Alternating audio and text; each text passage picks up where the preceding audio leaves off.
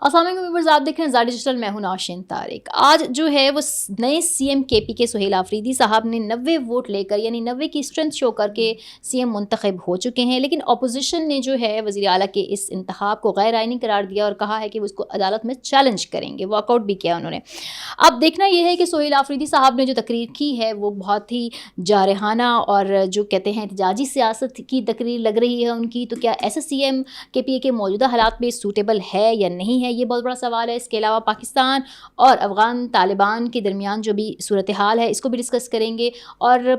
کیا اس میں بھارت کی کوئی سازش ہے، بھارت بھی موجود ہے جو کہ پاکستان کے اندر بھی ٹی ایل پی کی احتجاج کی صورت میں ہمیں دکھ رہا ہے۔ ان سب چیزوں کو، کچھ انسائٹس کو ہم اس پہ جو ہے وہ انفولڈ کریں گے، اور اس کے لیے میرے ساتھ موجود ہوں گی سین صحافی تجزیہ کار ثنا مرزا صاحبہ۔ السلام علیکم۔ وعلیکم السلام، کیا حال چال؟ بالکل ٹھیک ٹھاک۔ آج تو ہماری میچنگ ہو رہی ہے۔ ہاں میچنگ ہو رہی ہے۔ اچھا، بڑا اچھا آتا ہے ویسے اسکرین پہ جب ہماری میچنگ ہو رہی ہے۔ بالکل بالکل، لوگ یہ سوچتے ہیں کہ دو خواتین بغیر لڑے کے ایسے بات کر سکتی ہیں، میرے خیال سے ایک اچھی ایگزامپل سیٹ ہو رہی ہے ایجنڈا، لیکن آج ہمارا کافی کمپلیکیٹڈ ہے۔ میں یہی سوچ رہی ہوں کہ آج ساری کنٹروورشل چیزیں جو ہے وہ ہم ڈسکس کرنے جا رہے ہیں۔ بالکل، یہ کے پی کے سے شروع ہوگا، یہ پھر ہمارے افغان بارڈر کے ساتھ بھی آئے گا، اور پھر بھارت بھی ہے، اور بھارت کیا تیاری کر رہا ہے اس کے اوپر بھی بات کریں گے۔ اور پاکستان کی بھی جو موجود صورتحال ہے وہ جیم ہوتی ہوئی نظر آ رہی ہے، مطلب ٹوئن سٹی بھی پرابلم میں ہے، لاہور بھی آپ دیکھ رہے ہیں اس کی سچویشن۔ سب سے پہلے سہیل آفریدی سے سی ایم تو وہ منتخب ہو گئے ہیں 90 ووٹ لے کر، اور جو ہے اس پر جو ہے اپوزیشن یہ کہتی ہے کہ جی غیر آئینی ہے۔ اب اپوزیشن کا یہ غیر آئینی جواز کتنا آئینی ہے یا کتنا وہ ہے ابھی وقت بتائے گا، یہ بھی ایک چیز ہے۔ اور دوسری چیز یہ ہے سنا کہ انہوں نے جیسے ہی اپنے انتخاب کے بعد، منتخب ہونے کے بعد جو تقریر کی ہے، انہوں نے کہا ہے کہ میرے پاس کھونے کو کچھ نہیں ہے، میں احتجاجی سیاست کا چیمپئن ہوں، اور اگر جو ہے وہ احتجاج کرنا پڑا تو احتجاج کریں گے، پورے ملک کو جیم کر دیں گے، اس طرح کی بات کی۔ اور لوگ یہ کہہ رہے ہیں کہ وہ ہارڈ لائنر ہیں اور اسٹوڈنٹ فیڈریشن سے اوپر اٹھے ہوئے ہیں، تو یوتھ ان کے ساتھ بہت انٹیکٹ ہے جو گنڈا پور کے ساتھ نہیں تھی۔ تو ایسے جو کے پی کی موجودہ صورتحال ہے، اس میں جو ہمارے ابھی موجودہ یہ سی ایم ہیں یہ کتنے سوٹیبل ہوں گے، اور ابھی جو ان کا پروسیس ہے اس کو آگے بھی کیسے دیکھتی ہیں آپ؟ اچھا، آپ کے اس کویشچن میں نا 3-4 بڑے امپورٹنٹ پوائنٹس ہیں جو کہ میں چاہوں گی کہ ہم اس پہ ضرور بات کریں۔ دیکھیں، سہیل آفریدی صاحب کے بارے میں یہ بات بالکل صحیح ہے کہ وہ اسٹوڈنٹ فیڈریشن سے اوپر آئے ہیں، اور جنہوں نے اسٹوڈنٹس یونین کی ہے وہ بخوبی جانتے ہیں۔ مراد سعید صاحب اس سے آگے آئے ہیں، بہت سارے لوگ آگے آئے ہیں، اور وہ مراد سعید صاحب کے مطلب جانشینوں میں سے ایک قرار دیے جا سکتے ہیں۔ ٹیکنیکلی انہوں نے کافی ان سے ٹریننگ حاصل کی ہے، تو اس میں تو کوئی شک نہیں ہے کہ وہ بالکل گراس روٹ لیول کی پالیٹکس سمجھتے ہیں۔ دوسری بات یہ کہ ہارڈ لائنر وہ اس لیے ہیں کہ وہ ایک ڈیڈیکیٹڈ کارکن ہیں۔ میں پھر کہوں گی کہ جیسے ہم نے پہلے بات کی تھی کہ وہ سی ایم سے زیادہ ایک ڈیڈیکیٹڈ کارکن کے طور پر ایکٹ کریں گے۔ ان کو لانے کی ایک بڑی وجہ یہ بھی تھی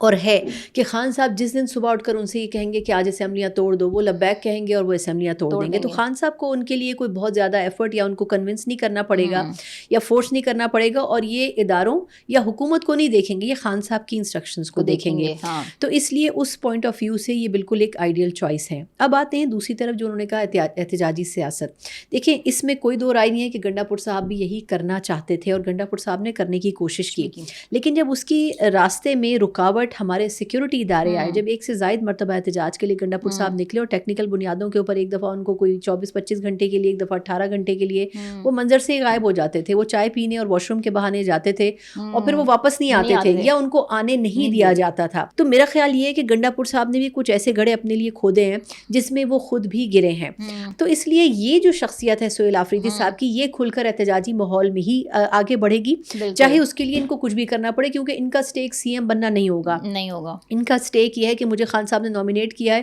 اور چاہے فیصلہ صحیح ہو یا غلط ہو، میں نے اس کو امپلیمنٹ کرنا ہے۔ اچھا، اب اس میں انٹرسٹنگ صورتحال جو ہے وہ میرے لیے سب سے زیادہ وہ یہ ہے کہ جو غیر آئینی قرار دیا جا رہا ہے۔ دیکھیں، ٹائمنگ بڑی امپورٹنٹ ہے۔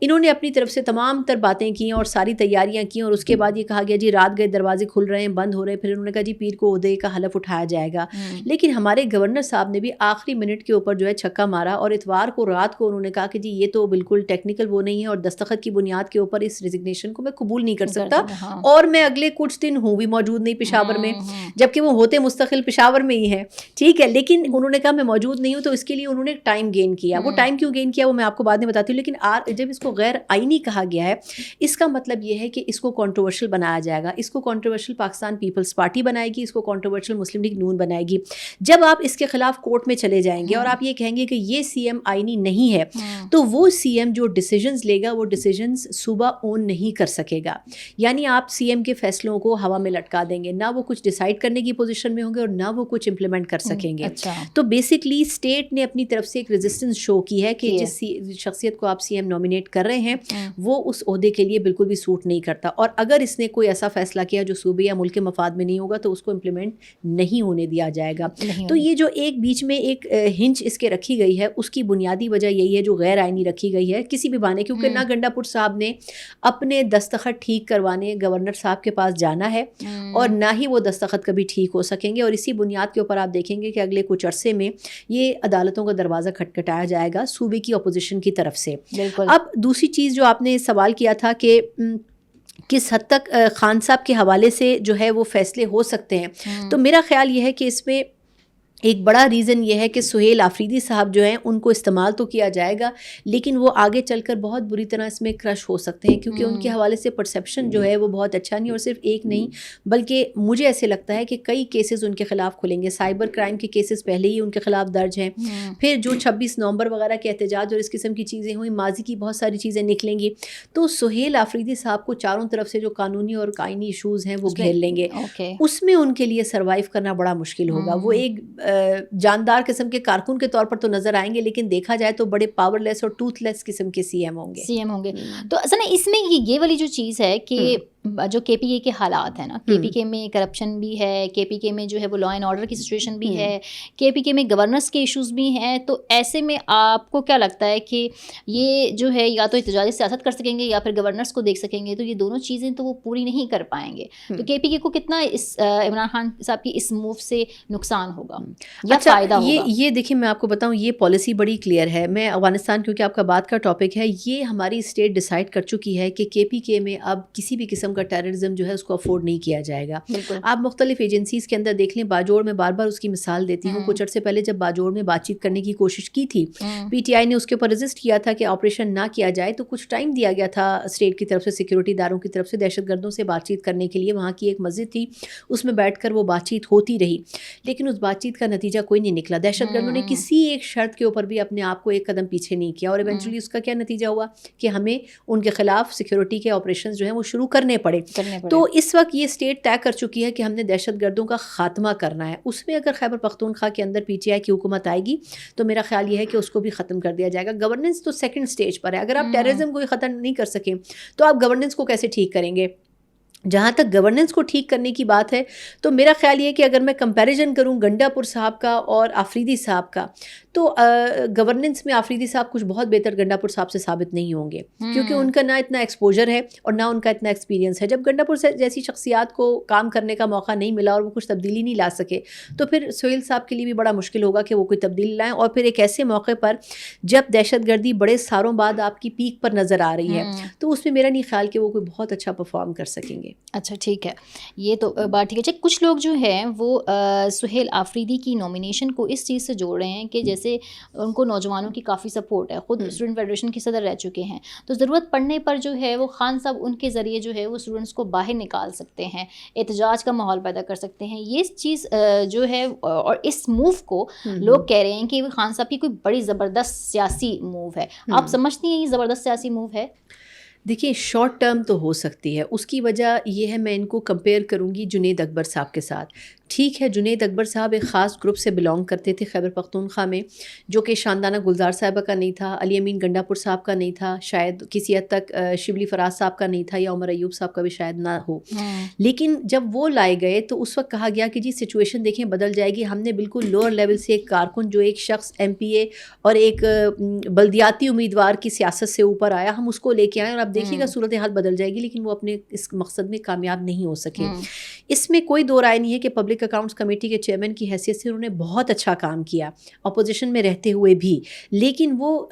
لوگوں کو باہر نکالنے میں کامیاب نہیں ہو سکے. تو میرا خیال یہ کہ سہیل آفریدی صاحب کے بارے میں بھی امید کی جا سکتی ہے کہ وہ شاید اپنی طرح کا کوئی ینگسٹر یوتھ کو نکال سکیں، لیکن وہ کتنا دیر پا ہو سکتا ہے، کنسسٹنٹ ہو سکتا ہے، یہ اس پر ڈیپینڈ کرتا ہے کہ باقی جو پی ٹی آئی کی لیڈرشپ ہے کہ خیبر پختونخوا میں وہ کتنا سپورٹ کرتی ہے. اسی طریقے سے جیسے گنڈا پور صاحب پہ کرٹیسائز ہوا کہ آپ نے کس شخصیت کو نامینیٹ کر دیا سی ایم کے لیے، ویسے ہی ان کے بارے میں بھی کچھ لوگوں کی رائے کہ جی آپ نے کس شخصیت کو نامینیٹ کر دیا سی ایم کے لیے. تو میرا خیال ہے کہ اگر لیڈرشپ سپورٹ نہیں کرے گی تو پھر بہت مشکل ہے کہ یہ کارکنوں کو باہر نکالیں. ہاں یہ ضرور ہے